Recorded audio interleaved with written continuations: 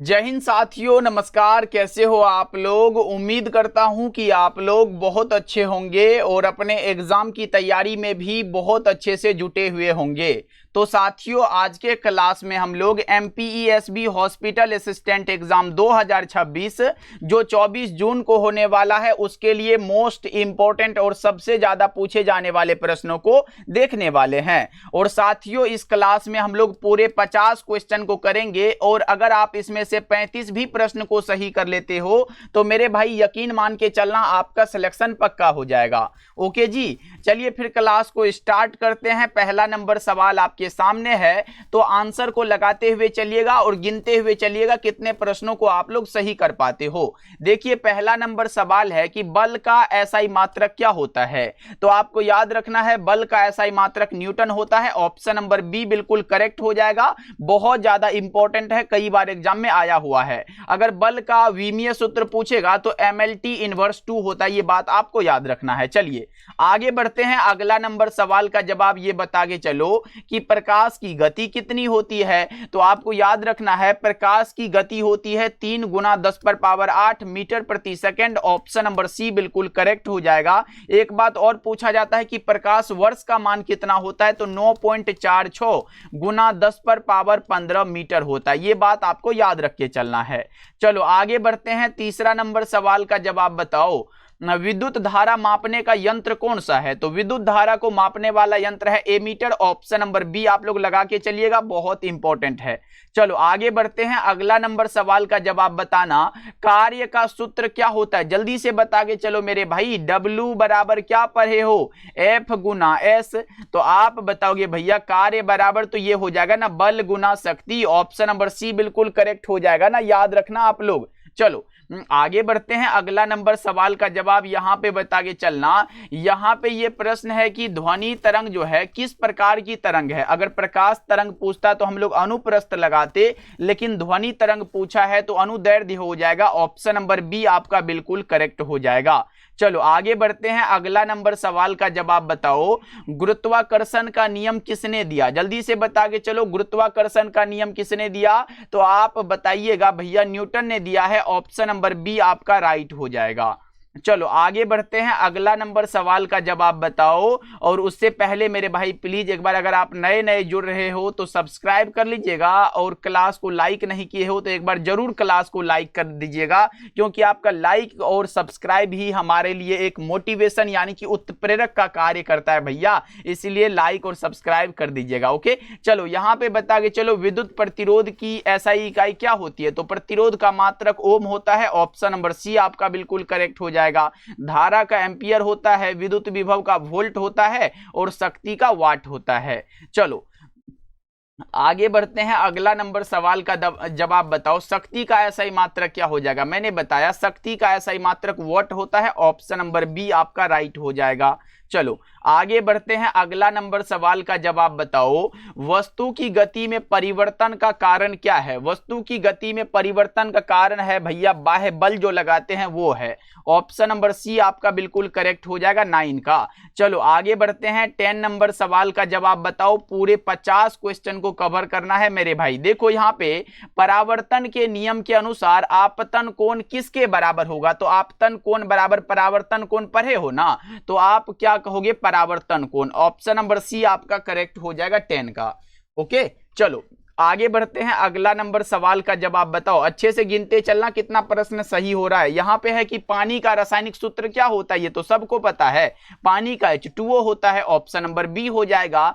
तो ग्लूकोज का एग्जाम में आता है, तो ग्लूकोज का क्या होता है जल्दी बताना। C6H12O6 होता है। अगर आपसे सुक्रोज का पूछेगा तो क्या बताओगे, जल्दी से बताना। तो C12H22O11 होता है। ये बात आपको याद रखना है। चलिए आगे बढ़ते हैं। अगला नंबर सवाल का जवाब बताओ कि अम्ल का स्वाद कैसा होता है। बताओ अम्ल का स्वाद मेरे भाई कैसा होगा, खट्टा होगा। 12 का बी ऑप्शन राइट हो जाएगा। चलो आगे बढ़ते हैं। अगला बताओ। अगला प्रश्न यह है कि आवर्त सारणी का निर्माण किसने किया। जल्दी से बता के चलो, आवर्त सारणी का निर्माण मेरे भाई किसने किया, फटाफट से बता के चलना। तो ये किया था भैया मेंडलीफ साहब ने। ऑप्शन नंबर सी बिल्कुल करेक्ट हो जाएगा। चलो आगे बढ़ते हैं। अगला बताओ। यहाँ पे प्रश्न है कि सोडियम का संकेत क्या हो जाता है। ये सभी भैया 10th के लेवल का प्रश्न है और आपके एग्जाम में 10th लेवल का आना है क्वेश्चन। तो आप ये निश्चित रहो कि भैया ये एग्जाम में आएगा या फिर नहीं आएगा। बस आप लोग अपनी तैयारी का चेक करते रहो कि आप कितने पानी में हो। देखो यहाँ पे सोडियम का रासायनिक संकेत क्या होता है, तो आप बताओगे Na होता है। एक बार आया था टीन का संकेत क्या होता है, तो टीन का होता है Sn। कुछ साथी Tn लगा देंगे, तो ये सब नहीं होता है मेरे भाई। टीन का होता है Sn। एक बार आया था हीलियम का क्या होता है, ये भी बता के चलना, तो हीलियम का होता है He। एक बार आया था लोहा का क्या होता है, तो लोहा का होता है Fe। चलो आगे बढ़ते हैं। अगला बता के चलना, यहाँ पे प्रश्न है कि pH का मान जो है यहाँ पे 7 क्या दर्शाएगा, तो 7 ये उदासीन को दर्शाता है ना, 15 का C करेक्ट हो जाएगा। चलो आगे बढ़ते हैं। अगला नंबर सवाल का जवाब बताओ, सबसे यहाँ पे हल्की गैस कौन सी है। सबसे हल्की गैस का नाम है हाइड्रोजन। कौन सी मेरे भाई, हाइड्रोजन।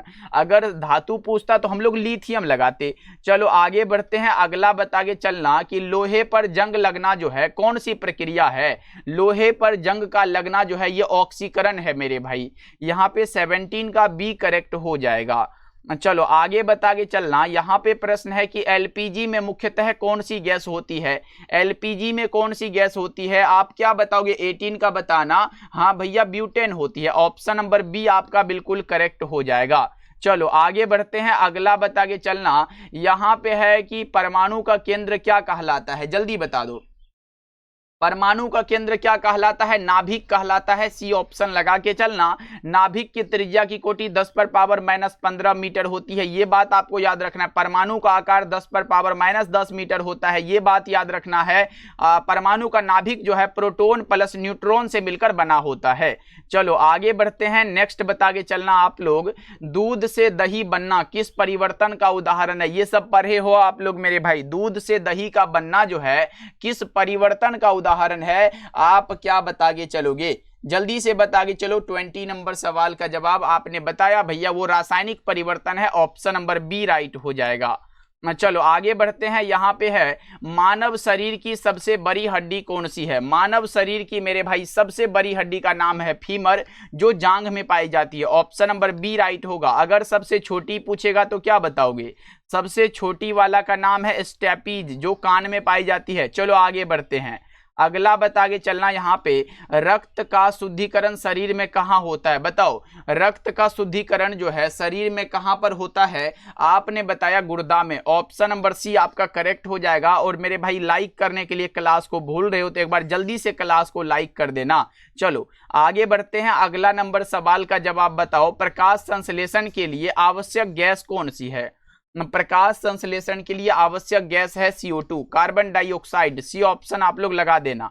चलो आगे बढ़ते हैं। अगला नंबर सवाल का जवाब बताओ, यहाँ पे है मानव शरीर में रक्त का लाल रंग किसके कारण, तो ये हीमोग्लोबिन के कारण होता है। बी ऑप्शन लगा दो। क्योंकि बच्चा पार्टी आज तो आसान आसान प्रश्न है, हमें उम्मीद है कि 35 से ज्यादा क्वेश्चन आप सही कर पाओगे।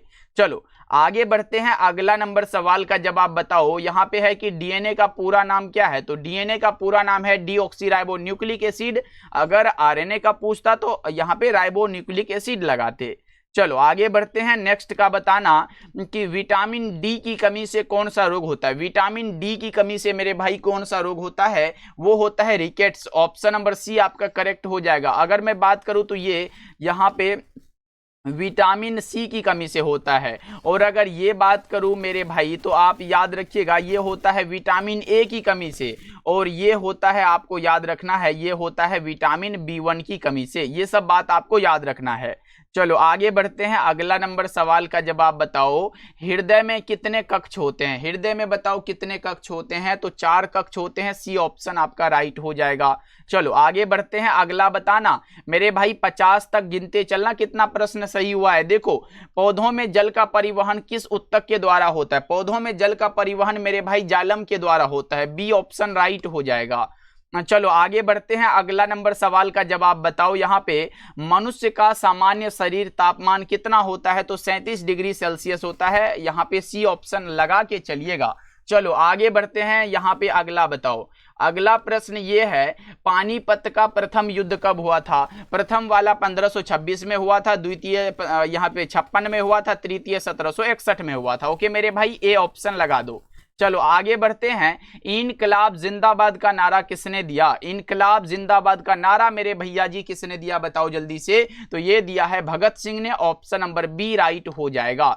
चलो आगे बढ़ते हैं। और साथियों जितना भी समय बचा हुआ है, अगर आप हमसे जुड़ के तैयारी करना चाहते हो तो जरूर सब्सक्राइब करके जुड़िएगा। डेली क्लास आपको इसी चैनल पे मिलता है। देखो, भारत छोड़ो आंदोलन कब शुरू हुआ? भारत छोड़ो आंदोलन मेरे भाई 1942 में शुरू हुआ, ऑप्शन नंबर बी लगा के चलना। चलो आगे बढ़ते हैं। नेक्स्ट बताना कि ताजमहल का निर्माण जो है किसने करवाया? ताजमहल का निर्माण जो है वो किसने करवाया बताना। तो ये करवाया शाहजहां ने, ऑप्शन नंबर सी लगा दो। चलो आगे बढ़ते हैं। अगला नंबर सवाल का जवाब बताओ। 1857 की क्रांति का प्रारंभ जो है वो कहां से हुआ था? तो ये हुआ था मेरठ से। कहां से हुआ था मेरे भाई? मेरठ से हुआ था, बी ऑप्शन लगा के चलना। चलो आगे बढ़ते हैं। नेक्स्ट प्रश्न है कि अशोक जो है किस वंश का शासक था? अशोक किस वंश का शासक था? तो मौर्य वंश का। 35 का बी लगा के चलो आप लोग। चलो अगला बताना, यहाँ पे प्रश्न आ चुका है आपके सामने। भारतीय राष्ट्रीय कांग्रेस की स्थापना कब हुई? जल्दी बताओ। भारतीय राष्ट्रीय कांग्रेस की स्थापना कब हुई? तो 1885 ईस्वी में। चलो नेक्स्ट नंबर सवाल का जवाब बताना। गीता रहस्य पुस्तक किसने लिखी? गीता रहस्य पुस्तक बाल गंगाधर तिलक ने लिखी है। आपका सही जवाब ऑप्शन बी हो जाएगा। नेक्स्ट बताइएगा सभी साथी कि स्वतंत्र भारत के प्रथम गवर्नर जनरल कौन थे? स्वतंत्र भारत के प्रथम गवर्नर जनरल का नाम था Mountbatten, option number B right हो जाएगा। चलो नेक्स्ट नंबर सवाल का जवाब बता दो। पृथ्वी का सबसे बड़ा यहाँ पे महासागर कौन सा है? पृथ्वी का सबसे बड़ा महासागर पूछा गया है और आपने बता दिया भैया वो है प्रशांत महासागर। डी ऑप्शन को आप लॉक कर दो और हमने कर दिया। चलो आगे बढ़ते हैं। अगला बता के चलो। यहाँ पे प्रश्न है, भारत का सबसे बड़ा राज्य जो है क्षेत्रफल की दृष्टि से कौन सा है? भारत का सबसे बड़ा राज्य जो है यहाँ पे क्षेत्रफल की दृष्टि से पूछा गया है तो वो है Rajasthan, option number C correct हो जाएगा। चलो आगे बढ़ते हैं। अगला बताओ, सूर्य के सबसे निकट ग्रह कौन से हैं? बताओ, सूर्य के सबसे निकट ग्रह का नाम है कौन सा? बुध है क्या? जल्दी बताओ। हाँ भैया बुध है, ऑप्शन नंबर बी लगा के चलना। नेक्स्ट बता दो, यहाँ पे प्रश्न है, विश्व का सबसे ऊंचा पर्वत कौन सा है? बता दो। यहाँ पे 42 नंबर सवाल का जवाब, विश्व का सबसे ऊंचा पर्वत कौन सा है? आपने बताया भैया माउंट एवरेस्ट है, ऑप्शन नंबर बी राइट हो जाएगा। चलो आगे बढ़ते हैं। अगला बता के चलना, भारत का दक्षिणतम बिंदु कौन सा है? भारत का दक्षिणतम बिंदु का नाम है इंदिरा पॉइंट। कौन सा है? इंदिरा पॉइंट है, ऑप्शन नंबर आपका बी राइट हो जाएगा। चलो आगे बढ़ते हैं। नेक्स्ट प्रश्न बताओ, काला सागर किस महाद्वीप में स्थित है? जल्दी बता दो। काला सागर जो है किस महाद्वीप में स्थित है? 44 का बता दो। तो आपने बताया यूरोप में स्थित है, ऑप्शन नंबर बी राइट हो जाएगा। चलो नेक्स्ट नंबर सवाल का जवाब बता दो। थार मरुस्थल जो है ये भी आपको पता होगा कि थार मरुस्थल मेरे भैया जी राजस्थान में है, ऑप्शन नंबर सी करेक्ट हो जाएगा। चलो नेक्स्ट बता के चलना, यहाँ पे है भारतीय संविधान के निर्माता किसे कहा जाता है? और ये भी प्रश्न आपका सही हो पाएगा क्योंकि सभी को पता है doctor Bhimrao Ambedkar, option number C बिल्कुल करेक्ट हो जाएगा। चलो आगे बढ़ते हैं। अगला नंबर सवाल का जवाब बताना, भारत का संविधान जो है कब लागू हुआ? 47 का बता दो। तो ये लागू हुआ था 26 जनवरी 1950 को, ऑप्शन नंबर बी लगा देना। चलो आगे बढ़ते हैं। अगला बता के चलना, यहाँ पे लोकसभा के सदस्यों का कार्यकाल कितने वर्ष का होता है? तो लोकसभा के सदस्यों का कार्यकाल जो होता है वो 5 वर्ष का होता है, ऑप्शन नंबर बी हो जाएगा। चलो अगला बताना, मौलिक अधिकार जो है संविधान के किस भाग में है? मौलिक अधिकार संविधान के किस भाग में है? तो क्या बताओगे? भाग 3 में है, ऑप्शन नंबर सी करेक्ट हो जाएगा। चलिए 50 नंबर सवाल आपके सामने ये रहा और पूछा जा रहा है कि भारतीय संविधान में कितनी अनुसूचियां हैं? भारतीय संविधान में मेरे भाई कितनी अनुसूचियां हैं? 50 का बता के चलो। तो 12 अनुसूचियां हैं, ऑप्शन नंबर सी आपका बिल्कुल करेक्ट हो जाएगा। तो जा कह रहे हो भैया, पहले ये तो बता दो स्कोर कितना रहा आपका। ये 50 में अपना स्कोर बता देना और क्लास कैसा लगा ये कमेंट करके बताना मेरे भाई। सभी साथी कमेंट करिएगा और क्लास को लाइक भी कर लीजिएगा और इस 50 क्वेश्चन को याद कर लीजिएगा। डेली इसी चैनल पे आपको क्लास देखने को मिलेगा, तो सब्सक्राइब करके जुड़ सकते हो मेरे भाई। मिलते हैं फिर नेक्स्ट क्लास में।